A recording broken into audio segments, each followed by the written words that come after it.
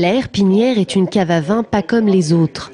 C'est ici, dans cette grotte, que quelques amoureux du vin se sont donné rendez-vous pour partager le nectar des dieux. Pendant ce temps, 3 musiciennes jouent Mozart avec élégance. Depuis 1994, ce lieu insolite stocke et habille des bouteilles de vin issues de l'agriculture biologique.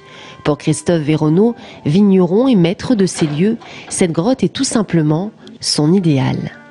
Disons que l'avantage ici, c'est qu'on n'a besoin d'aucune énergie. Tout est naturel, le froid est naturel, il n'y a que la lumière et on utilise très peu de lumière. Donc on n'a pas besoin d'énergie, on a une hygrométrie qui est de 70%, l'idéal, les bouchons ne sèchent pas trop. Et puis le seul souci qu'on peut avoir, c'est au niveau de la conservation des étiquettes. Donc on ne peut pas avoir de vin étiqueté très très longtemps. Des conditions optimales pour la conservation du vin.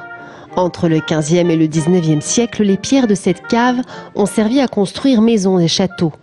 En 1800, cette grotte deviendra une carrière publique avant de servir la culture des champignons de Paris en 1970.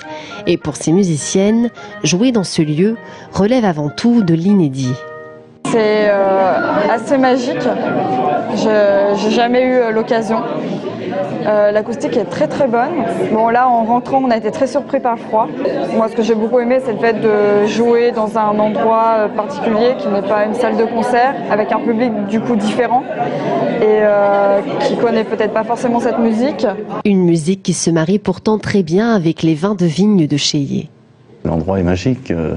Où qu'on se balade dans la cave, on a tout le temps des niveaux de lumière différents, des choses différentes à voir, il y a tout le temps quelque chose, donc c'est très très agréable. Un endroit précieux à l'abri duquel chaque convive est entièrement conquis.